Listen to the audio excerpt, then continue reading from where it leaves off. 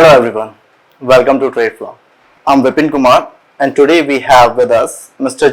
Zimmerman, Senior Vice President and Global Head of Product Design, Research and Innovation at Innovaccer.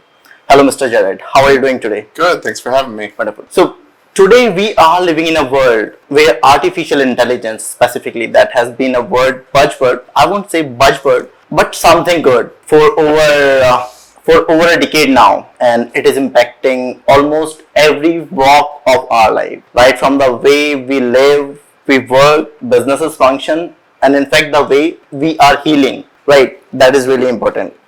However, very few leaders in this industry have had been at the front row seat of this transformation like Mr. Jared himself. In the past, he has an incredible career spanning across, starting from Autodesk to web media, then Google, Meta, Delivery Hero, and now taking care of functions at Innovaccer.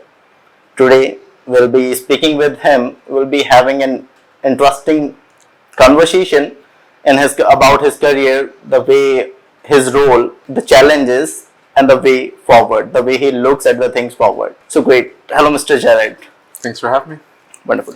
So, Mr. Jared, to start this conversation, I would like to know, you started your career back in 2009, right, from Autodesk. So, and then moved to Wikimedia, then Google, have been to Google, Meta, some of the global giants, right, tech giants, and then Delivery Hero, and then Innovaccer. So, how has this journey been so far? What were the key milestones that challenged you as a leader and also shaped you as a leader? Absolutely.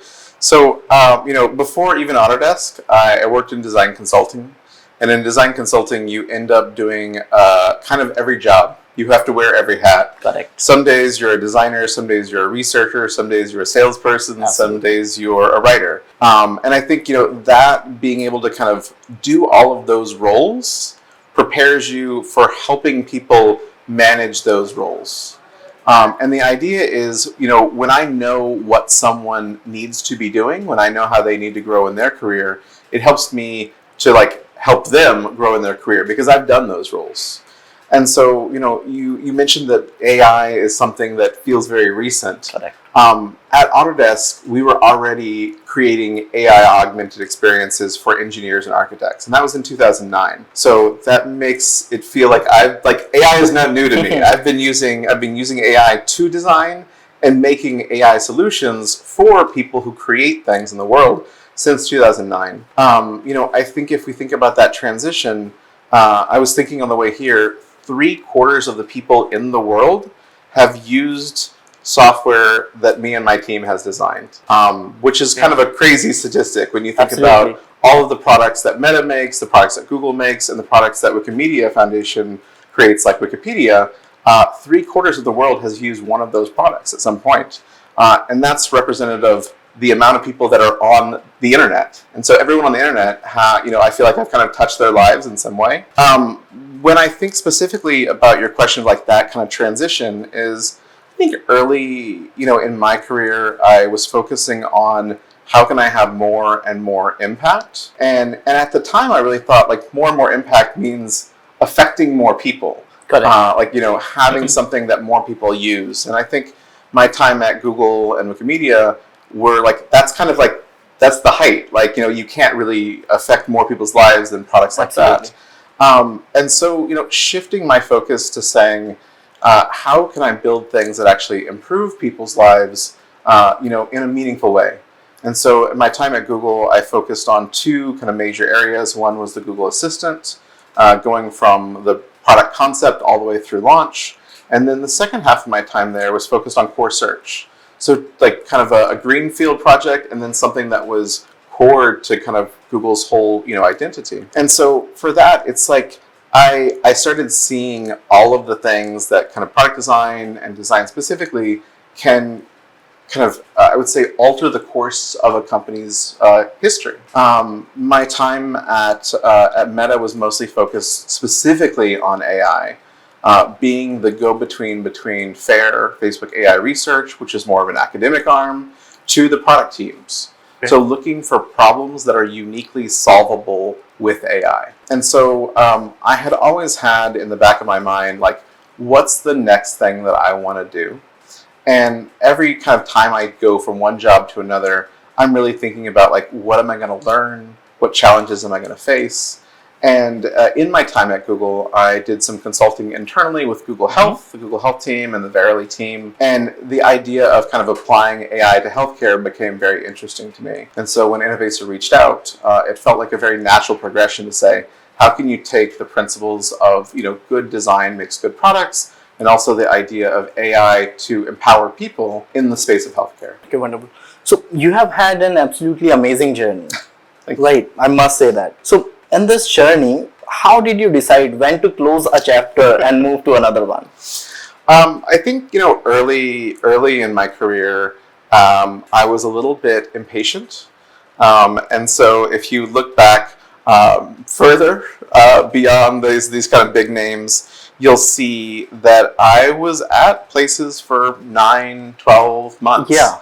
And I think, early in my career, I said, it's time to move on when I don't think I'm learning anything. And, as I became more mature in my kind of thinking, I said, well, you don't need to change jobs to do that. You just need to change your focus within the job. And so I slowly started saying, like, what can I do to, like, learn more, change roles, change teams?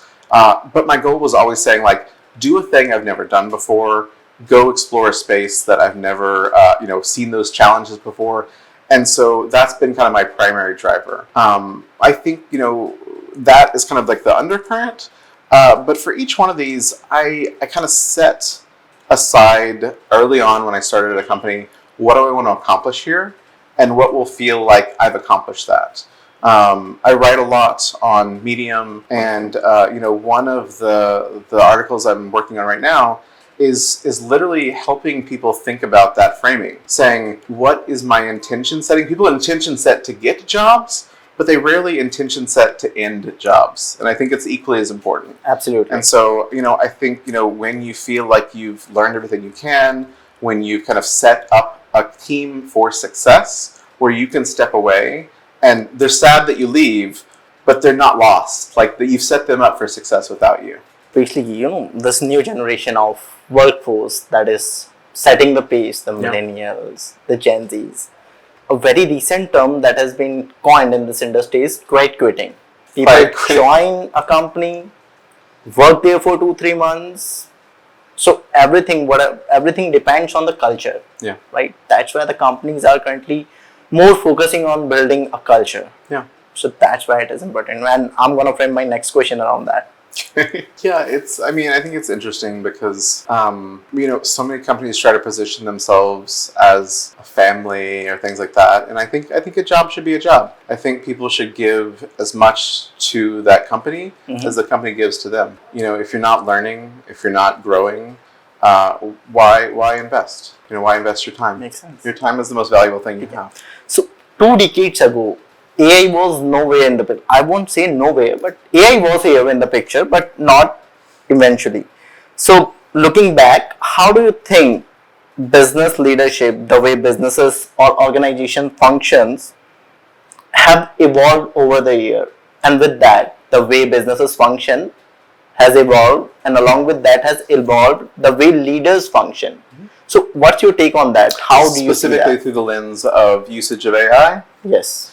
Like I said, for me, AI has been around for a lot longer, but I think your point about it being democratized now, it's accessible to more people. Absolutely. It used to be something that was in research labs. It used to be something that, these processes took days or weeks or months to kind of compute these things.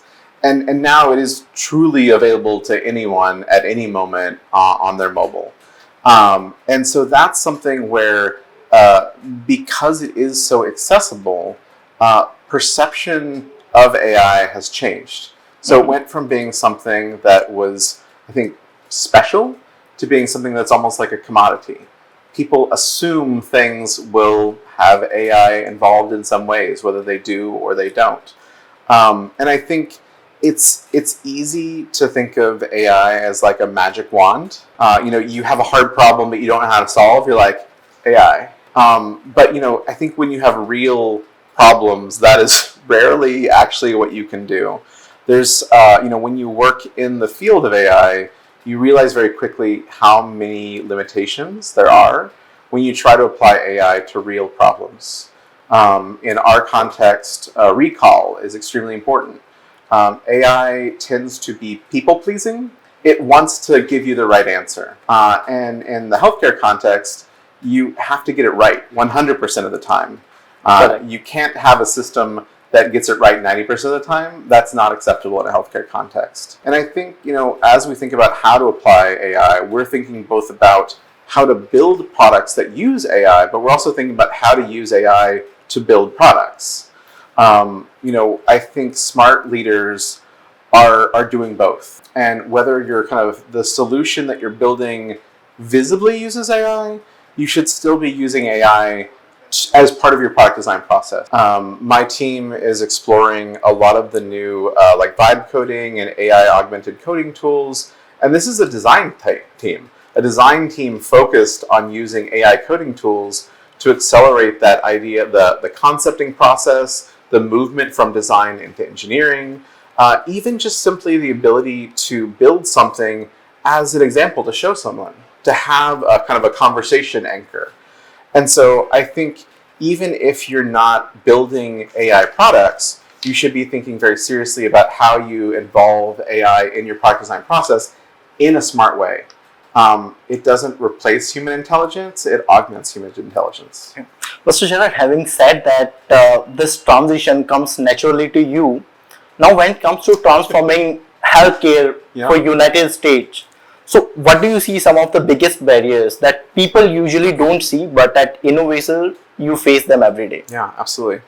I think, it's very natural for a lot of people to, if they're using AI in their day-to-day lives, they see what it does unlock. And for a lot of people, they're afraid of that. And I think that's a very natural thing. And it's happened through every technological evolution throughout history. People constantly worry about their job being replaced with AI. And I think, there's something very special about healthcare is that it is an interaction between humans. Like there's something that is, when someone is like in their worst situation, when someone's in pain, when someone's, kind of needs medical attention, you don't want to deal with like a faceless robot. Correct. And so, for us, the things that we try to use technology in general and AI specifically for is taking away the most repetitive tasks that aren't meaningful for people to be doing in order to free them up to be doing the things that are high value human-human connection.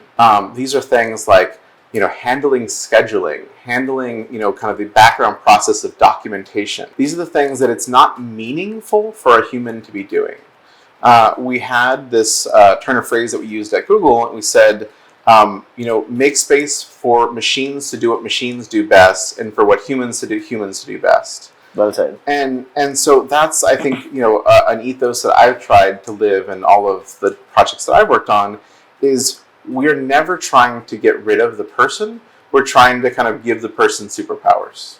Okay. And having said that, you rightly touch base one of the biggest fears of every human or corporate employee that artificial intelligence will take human jobs away. Yeah. So in your opinion, how should leaders change their strategy and leadership in a way that they can clearly define the job of machine and a human? Yeah. As you rightly said, the quote you quoted a thing from Google: make space for machine to let the machine do what it does best. How should leaders change their strategy? I think even my team focuses on product design, research.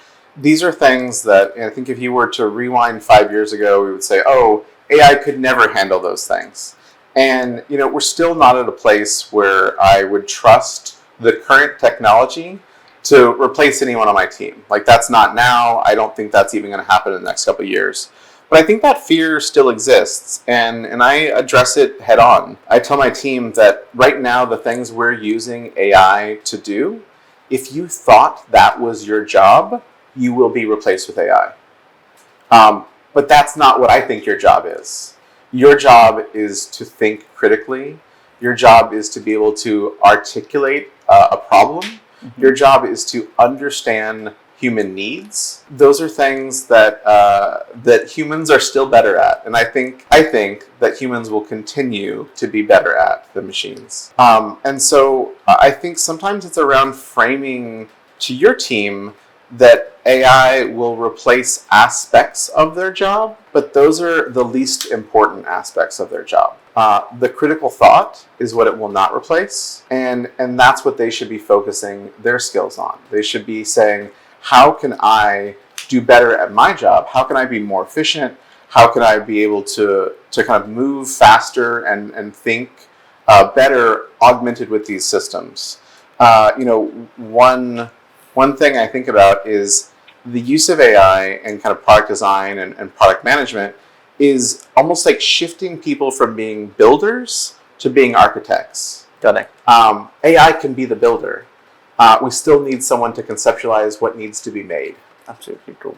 Okay, so having said that, now in your role of Senior Vice President, what do you see are the biggest challenges that you face? And one more thing over here, you have been to Google and Meta. So what are the biggest learnings that you have drawn from those companies to implement in this role? I think, for me, it's about knowing the limitations of these systems. I think, no matter whether you've been in this industry for a while or it's new to you, the reality is we look at how we use these systems as consumers, and they seem extremely powerful. But when applied to hard problems, they often fall short. And so, I think that we think it's kind of a panacea. We think it's a solution to all problems when it isn't. And part of that is the evolution of the technology. The technology is improving, and it may not solve certain problems now, and it may solve them later. I think from a logistics perspective, not treating anything as too precious. And so you might use one technology today, and tomorrow that might be replaced with something else. How do you design your systems so that you can quickly swap out the underlying kind of power there to the best thing that's available to you tomorrow? How do you make a choice what you build in-house versus what you partner with other companies on? These are the kind of challenges that I think are facing a lot of people as they think about how to leverage AI. Sometimes we see like the big players like Meta and Google and Amazon and OpenAI, they make a small tweak and startups just disappear. They lose their value because they were built around such a niche thing.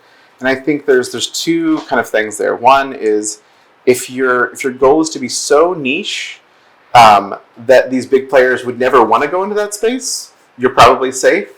And if you do something so broad that you can leverage the power of any one of these, you're also safe. But if you kind of play in that area where you could easily be replaced by one of these, larger companies, that's the problem is you're not actually thinking at the right level. And so thinking broad and thinking narrow are what you really need to be doing. Wonderful. Okay. Here, one very interesting question that I believe should be on this conversation. So, looking back at your journey, what has been one critical moment that you would like to touch base in this conversation? How did you deal with it, right, when you made a critical decision that even you doubted initially, right? So, what was that? One critical decision that I doubted initially. I think, one of the things that I coach people on a lot is the transition to management. And it has nothing to do with AI. It has nothing Absolutely. to do with design, really. And for me, I've always treated management as a way to increase my impact on the world. Meaning that as an individual, I literally can only do so many things. Mm-hmm. And so, how much time in the day do I have? How much time in the week do I have? And so I thought to myself, I can't clone myself. How do I have more impact? And so for me, it was taking what I know about design. It was taking what I know about how to approach problem solving and say, how can I have more and more people think the way I think? approach problems the way I approach problems. And so not only, do I cultivate managers who are kind of thinking in that same way, I also, make sure that people know that that path to management is not seen as a promotion. It's not seen as the only way to advance your career, that it is a purposeful choice. People who are good individual contributors don't necessarily, if you're good at a task, if you're a good engineer, it doesn't make you a good engineering manager. If you're good at design, it doesn't make you a good design manager. It's a very different skill set. And kind of to go back to your question, the reason I brought this up is I like to be a designer. And in my role now, and in the last 10 years, I don't get to be a designer because my opinion carries too much weight. And so if someone shows me something and I ask them why they did what they did, I'm not asking them to change it. I'm asking what their thought process was. But it's natural human nature Absolutely. to try to say, oh, I want to do what the person who has more power, who has more influence. Like I want to do something that makes them happy, that makes them look good. And on my teams, I try to cultivate an environment where people truly can kind of question authority and question leadership. We had a design sprint earlier this week using AI tools, and I joined one of the teams. And so I'm on a team with junior ICs and senior folks on my team, and the first rule I said was I'm not the team leader, and anything I say, I'm saying as a designer, not as your manager. And I think I've cultivated a relationship with my team that they did that. They treated me that way. That they ignored my ideas. They debated me, and I think that that's hard to cultivate that type of relationship. And so I sometimes think about that. I sometimes think, what would my career look like if I just stayed on that individual contributor path? And so in my own personal life, I take up passion projects. I use these new tools. I build things where no one's telling me what to do. I am the sole designer, and so I have to kind of keep that. I think it's good for me to learn, but also I just it's really a part of who I am, and so that's something that I kind of always think about that inflection point, and that's what I try to keep on my team to make sure they think about that with the same gravity that I did. Wonderful, and I guess this practice should be implemented across all the organizations. I hope so. So in the past, I have interviewed many big leaders, and one of the challenges that almost 80% of leaders have pointed out is that when they are at the top of senior most position, they usually feel alone because there is no one to advise them, no one to look after them. Yeah. So now, being the senior vice president, once you two were a junior, so here at this point, what were the 3 habits or learnings that you wish you knew earlier in your career? You said it. Being a leader and being a manager can be lonely.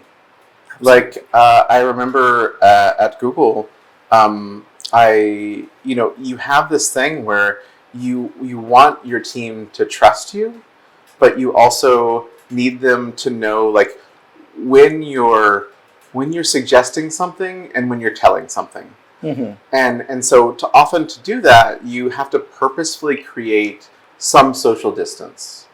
And I think that, good managers find the right balance.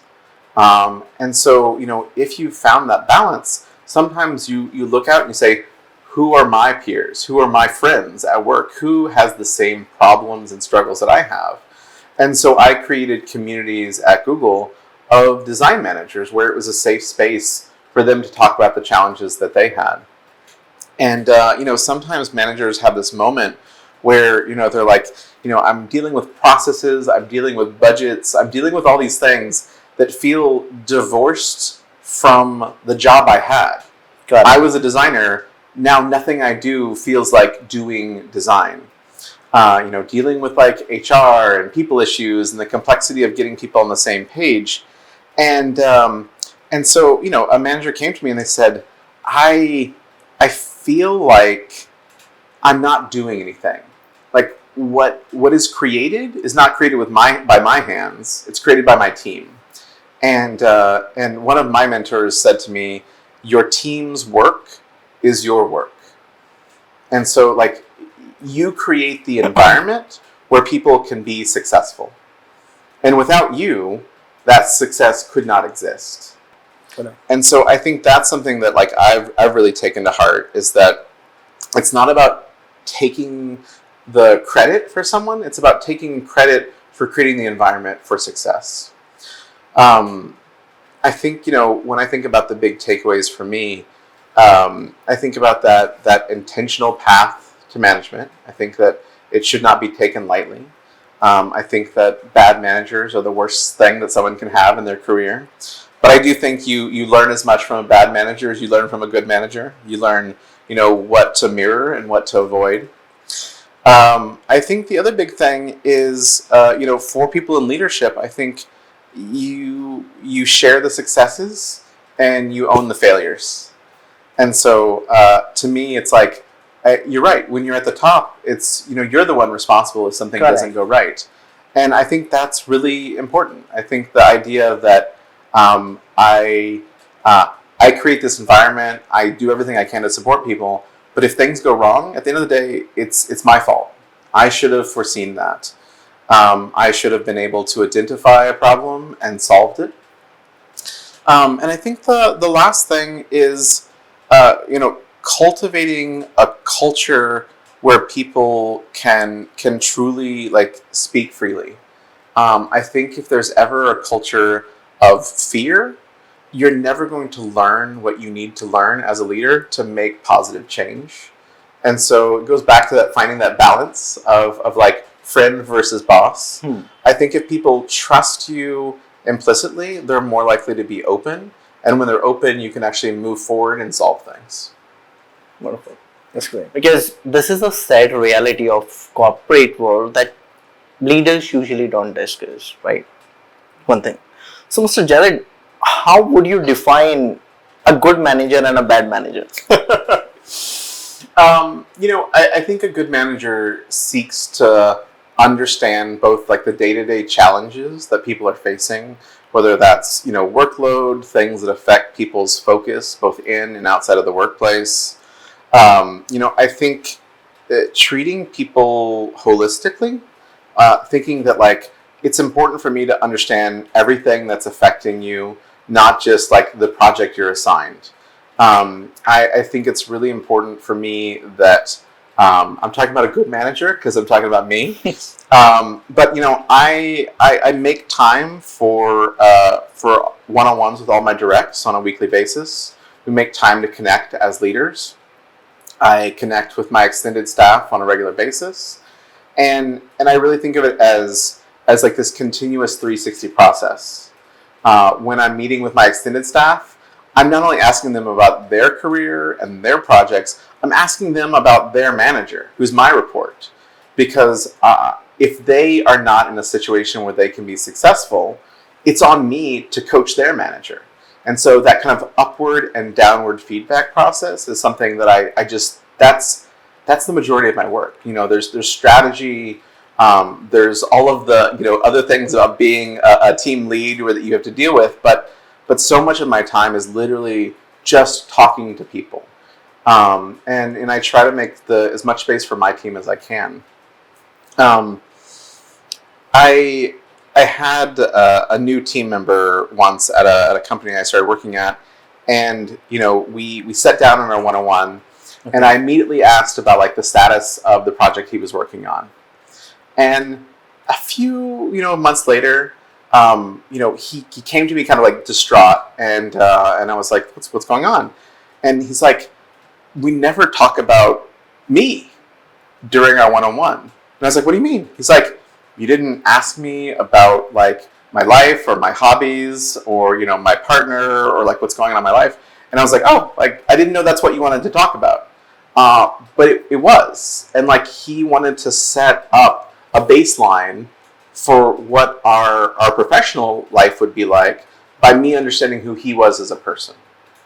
And And I think that, that's something you can take and put in your manager's toolkit and say, some people want this. And, you could turn around in your next one-on-one with someone else and ask that question, and they'd be like, whoa, why are you asking this? Correct. And I think, that's, the way I think about design as it's pattern matching. You look at a scenario, you say, have I seen something like this before? How would I approach this problem? Is it similar enough to a previous problem?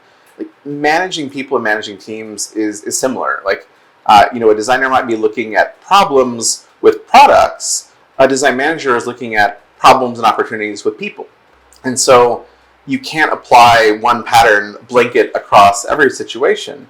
And so I think understanding early in a team what people's motivators are is one of the most important things as you onboard something. A new member of the team, a new process, like understanding why people think the way they think helps you connect with them. And so, understanding that earlier before all of the logistics of projects is really critical to like building a team that is a high functioning team. I think, the kind of converse of that is I think bad managers, like I said, they tend to focus too much on the work.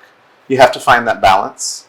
And back to our earlier point, I think, that idea of taking the credit of your team and putting the blame on your team, it's literally the opposite. It's like, when someone on my team does something amazing, I'm in the back of the room making sure that they're the ones in the front of the room in front of all of our senior stakeholders.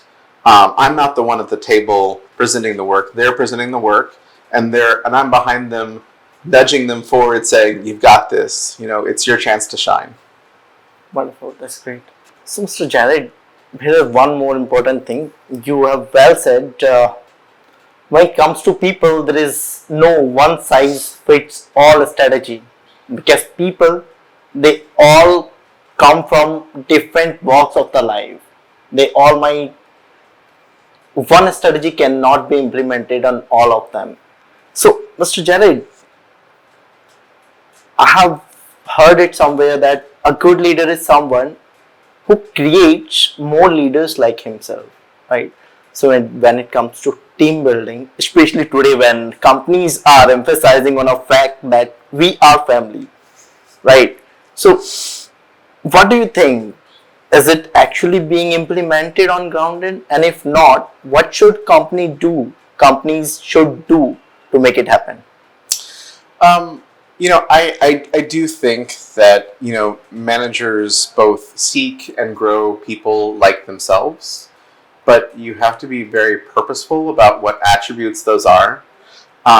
You have to, just like we all have a real self and idealized self, we want people to have that recognition, and we want people to learn and model the good behaviors and not the bad behaviors. We're all imperfect, and so it's easy to teach someone bad behaviors, and so being very purposeful about that, I think, feedback that's immediate, grounded in reality, is very critical. I think. I don't really believe in the concept of like work is family. Family is family. My friends are family. And so for me, I want to create an environment of mutual respect, of trust, of supporting each other. But it is in the context of work. I think healthy people that have goals outside of work do better work. I don't want someone on my team who work is their only focus. Just like you were saying, good teams are made of a diverse population of people. Absolutely. Good teams are also made of people with different motivators. I have someone on my team who is an actor, not professional, but the fact that he brings that as part of himself to work, makes us laugh and makes us kind of come together as a team. And I think that for me, it's this balance of seeking to cultivate people that think the way you think, but also purposefully choosing people that think differently than you think. I think, we always said, like at Wikimedia Foundation, your team has to be reflective of the population that you're building products for. If your team is a monoculture, if it only reflects one slice of humanity, then you're going to build for that slice of humanity. And so the reality is, like, you have to have a team that everyone thinks different from each other. You can have respectful disagreements and arguments, but then you can come together on what the goals that you're trying to accomplish are. And so, that kind of divergent and convergent thinking about, like, how do we learn together, but how do we learn from each other in different ways? Wonderful. Well, apart from this conversation, we too had an actor at our team. And once he gone, we realized he acted his job all the time he was here. Great. Okay.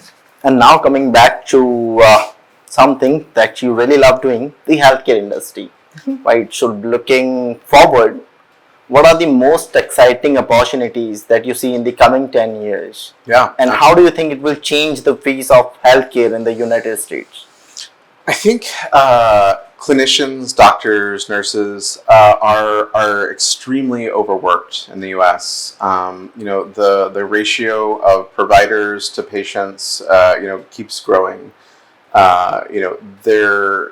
People, even though there's a lot of people coming out of university and going into healthcare, the need of the population just increases as populations age, as health concerns increase, and so clinicians aren't able to give the care that they want to be giving, and a lot of that is due to bureaucracy, and some of that is the interplay between the different systems in healthcare. Some of that is a burden of documentation, and not that the documentation doesn't need to be done, but doesn't necessarily need to be done by a human. And so, one of the things that we focus a lot of our time on is saying, what are those things that we want to maintain as human-to-human connections? And so, a very simple example of this is, when you're meeting your doctor, you want them to be paying attention to you. You want them to be listening completely. If they have to be, furiously typing away notes while you're trying to talk to them, they're thinking about what you said, not what you're saying. And so for us, how can we take that burden of documentation away from them so they can be truly present in that conversation with you? And so many of these things go back to patients want high quality care. Clinicians and doctors want to give high quality care. How do we do that? Another big aspect is kind of that kind of time loop that we talked about. So referring someone to a specialist could take months. And some of that is about the availability of the specialist, and some of it is just about the tooling of calling someone, checking their schedule, and knowing what doctors are available. And so we can't increase the number of doctors, but we can increase the likelihood that when we call someone to make an appointment for a specialist, that they pick up the phone, because we know when they're ready for that. We know the doctor's schedules, and so we're able to say, we call you and we can complete that booking right now. And so because you're setting someone up for success, you're reducing that overall cycle from the need to the actual action. I think data access is also a really huge thing. There's so much data available in healthcare, and people just don't know how to act on it. They see it, they look at it, they try to understand it, and I think for us, that's been, I think, Innovaccer's really main focus is taking massive quantities of data and turning it into insights and then turning it into action. And for us, that's really exciting. And I think as data models, ours and our partners improve, we'll be able to make that loop more kind of closed from insight to action. And I think, we think about how we can be extremely human-centered. It's important to us to understand the real needs of users. And so we're thinking about how do we understand users at scale. And so our research team is investing in AI tools to understand how we process so much input from our users and use that in an aggregate way to make better products. So we're really thinking about like AI for product design, the actual process, while building AI products. So it feels like kind of a virtuous cycle that as both of those technologies improve, our process improves and the products that we make improve. Okay, wonderful. So in this plan, you have a wonderful plan. So what do you see are the potential barriers in implementing this plan? Yeah, like I said, on the provider, kind of that side, there is trust issues. Everything from when we talk about transcription, is it accurate? Are we being inclusive of different accents, of regional variations? Are we choosing models that understand medical terminology? And so, and then when we think about the output, people, it's a generational thing, but sometimes people don't want to be having a phone conversation with a robot, and sometimes they do. We had an interesting story where one of our customers, they were using human call center representatives, and they were paying like effectively per minute for those conversations because you're paying for a person's time, and so they were purposefully trying to reduce the amount of time it took to do a call. The success of the call wasn't changing or not, but it's like the longer the call went, the more they paid. And so switching them over to an AI agent that was actually capable of having a real conversation with a patient, they were seeing that some people actually wanted to engage with that beyond. They wanted to talk about their day. And when you reach a level of technology where like that can actually feel natural enough that someone says, I feel listened to, I feel heard, it's really interesting because that company was like, oh, we don't care how long this patient talks to this AI agent because it costs us a fraction of what the human agent cost. And so let that patient have a great experience. Let them talk as long as they want to talk. As long as that goal is still achieved, the pressure's changed. And you might say, oh, the human agent, call center agent now doesn't have a job. But the reality was they were able to say the simple cases, the easy to handle cases were handled by AI. The complex cases, the ones where you actually needed to have detailed conversations back and forth, understand not what someone's literally saying, but maybe how they're saying it. Understand that hesitation where you say how are you doing? You're like, I'm okay. Mm-hmm. An AI can't necessarily understand that at the degree that a human can. So shifting, not removing those jobs, but saying the simple things are handled by AI, and the complex things that require human understanding, human intelligence, and emotion are now handled by those humans. And so we've kind of doubled, tripled, quadrupled that throughput and increased the quality for both. Wonderful. Well said. And I totally agree with that. A machine can never understand. To a degree or to an extent, a human can better understand things. So, Mr. Jared, you often say that the best opportunities always start messy. Yes. Right? So, what has been that one opportunity for you that started messy but now has set a momentum for you? Yeah. I think that if something is a solved problem, it's usually boring for me. People have told me I'm really good at starting things, and so thankfully in my current role I can start things and then find the right people to hand them off to.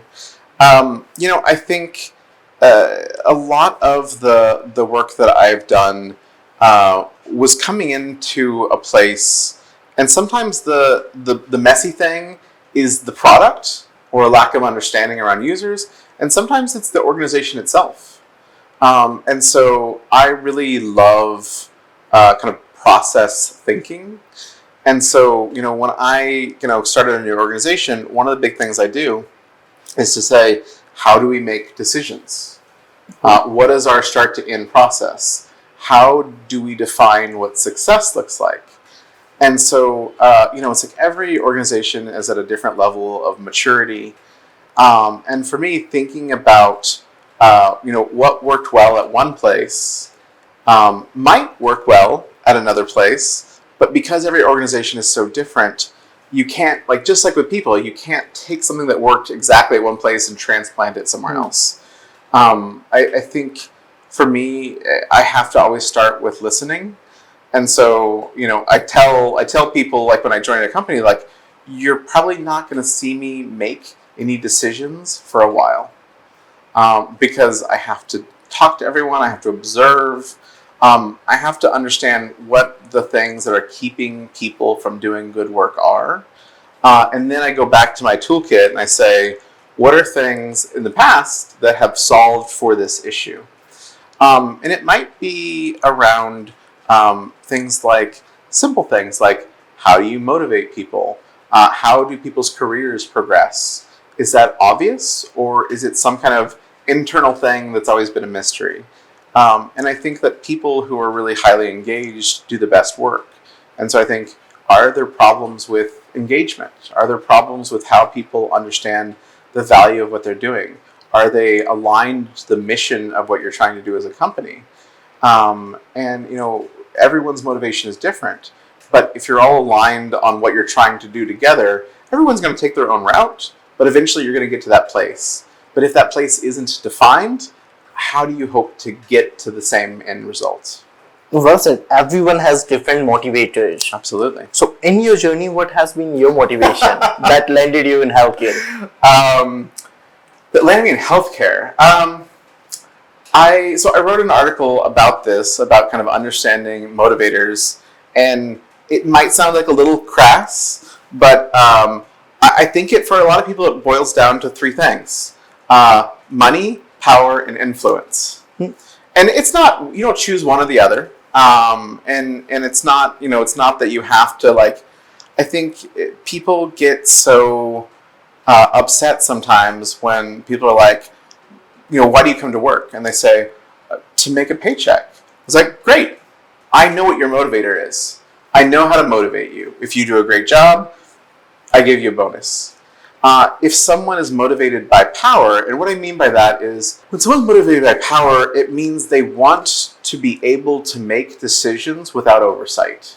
They want to be trusted to choose the right thing to do, to choose what they work on, and to not constantly have to seek approval from others, not constantly have to seek permission to do things. And then finally, the acknowledgement aspect of it, the kind of last motivator in this model, is this idea that sometimes people's motivator is being recognized for what they do. And that's usually the easiest one, because when someone does an amazing job, you can talk about them internally. You can sing their praises. You can speak well about them to others. You can talk publicly about them. We launch a great product, and I can post it on my LinkedIn or on our blog and call that person out by name. And so, I think as a manager and as an individual, understanding your own motivators as kind of clearly and honestly as possible, I think makes it where you can kind of communicate those to others in a way that's understandable. And I think some people are just like afraid sometimes of kind of acknowledging that about themselves. Okay, that's great. And Jared, what would be one myth, since you have been into this industry for quite some good time, right? Yeah. Also worked at different geographies. So what would be one myth that you would like to break in this conversation? About like the product design process, or? Yes. Yeah, I mean, I think it's, it's very much like not a linear path. You oftentimes form a hypothesis, and you need to test that hypothesis, and you get it wrong a lot. And I think, the more you focus on a particular space, the more likelihood that you're going to get it right over time. But it's okay to get things wrong. And I think, just like there's this like fear around motivation sometimes, there's a fear of failure too. And, I kind of cultivate an environment on my teams where failure is only failure if you're not learning from it. And if you're not failing, you're probably not going as far as you could. You're not taking chances. You're not like making big bets.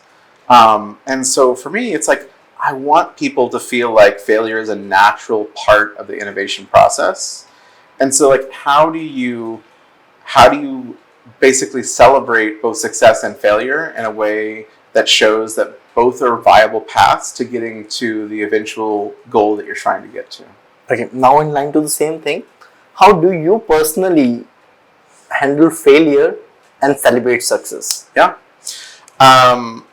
I think that if it's my personal failure, then I have trusted friends that I can talk to about what the situation was and work through those. I build a team both in and out of work of people that I trust that I can talk to about these things. I think at work, it's about understanding why something failed. At Google, we called it a postmortem. This idea of going into a room with all the people involved and saying, let's diagnose without blame, without pointing fingers, why it failed. And so we'll go through the decision-making process. Where should the failure have been found? Should we have known earlier? Maybe we couldn't have known. Maybe it was a lack of resourcing. Maybe it was the wrong mixture of people on a team. Maybe there was an unknown that we could not have foreseen. Or maybe it was something that was wrong with our process. But at the end of the day, it's not about saying like, oh, it was this one person that that caused a bug or made a wrong assumption. It's about saying, where was it, and how do we change our process in the future so that we would understand that moment sooner? Because the failure wasn't the problem. The failure was that we continued to work after we should have stopped and reevaluated. This is what you call postmortem at Google. Yeah. Okay. And I think how we celebrate success. I think it's about like what the success is. I think we should have big successes and small successes in our lives. I always, when I join a new team, or when I hire new people or build out a team, I try to focus on saying like, what are the small wins that we can have quickly in order to build trust and to show that our process is working? And every time we change something, how can we kind of prototype that process in a way to know whether it's the right path or the wrong path? And so like, I think it's one of those things where like, you need to have moments of celebration in your life. And so you can't just wait for some, lofty big goal. You have to like celebrate all of the moments. Correct. That's it. And you have already spent more than 25 years in this industry, right? And wish you many more years to go. But Not too many. But there is one more thing. No matter whether it's 20, 25 or 50, learning never stops. Absolutely. Right? So after all these years in this industry, what are the gaps you have found in your leadership? Yeah. And what are your plans to fill those gaps? Yeah, absolutely. I actually tell this to my team so that they can point it out to me when they see this. For me, sometimes I can be very focused on an end result. And that might mean that I become blind to the way I get there. And so, it's something that I've gotten feedback on, throughout my career, is that, no one ever is concerned. If they give me a task, no one's ever concerned that it's not going to get done. But sometimes the way I get there can cause more or less friction. And so, I try to be aware of that. But at the same time, it's like, maybe I got to where I am because of that. And I'm not trying to kind of excuse the fault. Mm-hmm. But how do you be aware of it without changing who you are? And so, I tell that to my team sometimes so they can keep me in check.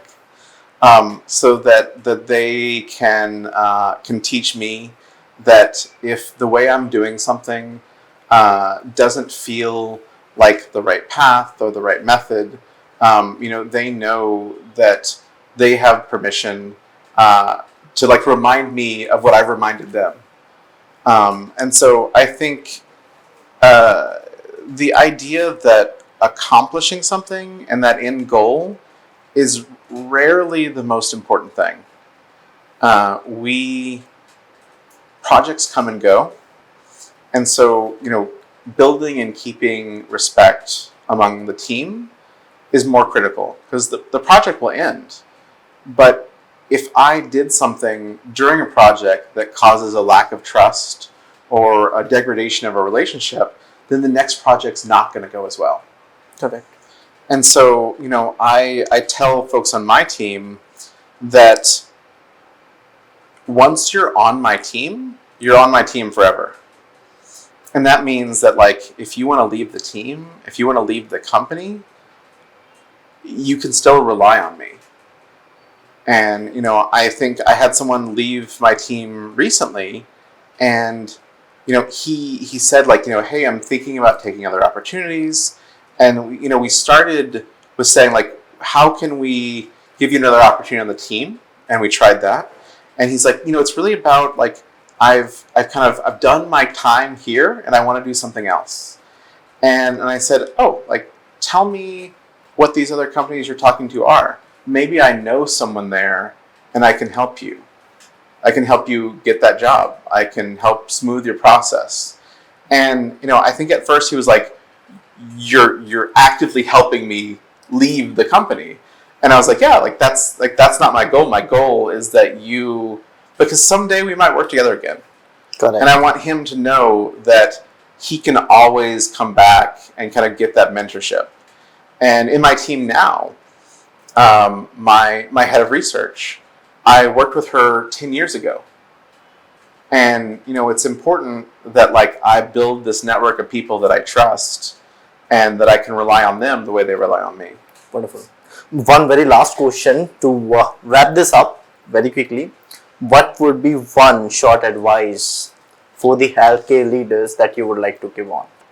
I think that, whether you're a patient or on the provider side, I think kind of embracing technology as a way to kind of control your own destiny. I think being motivated by fear doesn't serve anyone.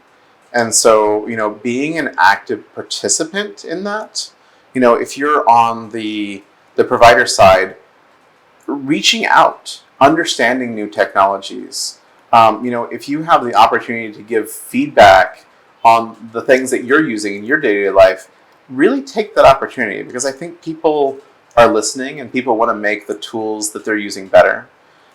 If you're a patient, I think you should leverage technology to kind of own your own healthcare journey.